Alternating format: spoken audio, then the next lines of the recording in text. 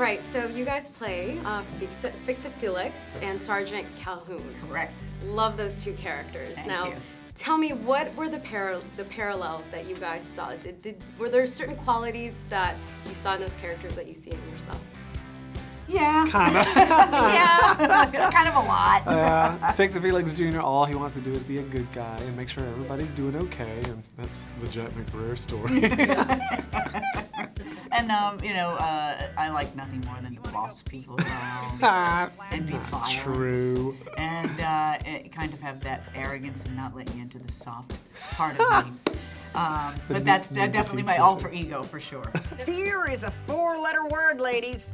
If you want to go pee-pee in your big boy slacks. Now, going over to Ralph, he wanted to leave his role as, Wreck-It Ralph, the bad guy, on the video game, so he leaves.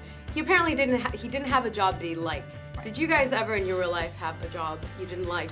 If so, all please. the time. I think so. Until we started getting acting I know, jobs, until we right? got fortunate enough for this. Yeah. Waited tables, temped, cater waiters for theme parties, worked in a factory.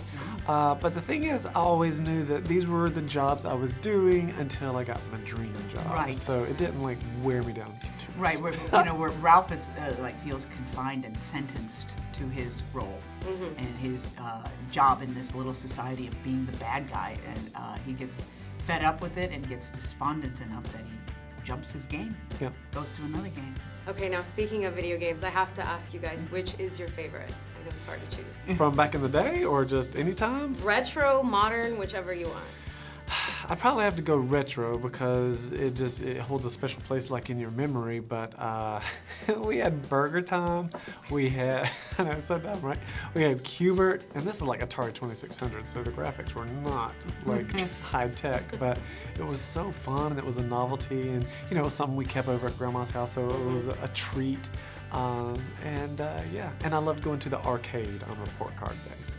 There were so many different video games that are older that maybe the new generation isn't really aware of. Do you think this is kind of an introduction of that retro, awesome arcade games to that generation? Well, I think so, because kids have no idea with some of the stuff we're referencing, but it exists and it was a part of my childhood, you know? So I hope they do ask their parents, what is a Qbert? And then, bam, Qbert's on the market, y'all. Yeah, right, and the animation was so primitive compared to what it is in the game that my character is in, Hero's Duty, which is so realistic. Yeah, and these kids have no idea, 8-bit, 8-byte? Yeah, whatever that is, where they walk like this, just blocks. and they're squares, and the music goes, and they have 2 movements,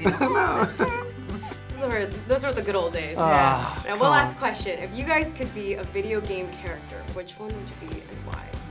Oh boy, Pac-Man, just for the gluttony. Yeah, Ms. Pac-Man. Ms. Pac-Man.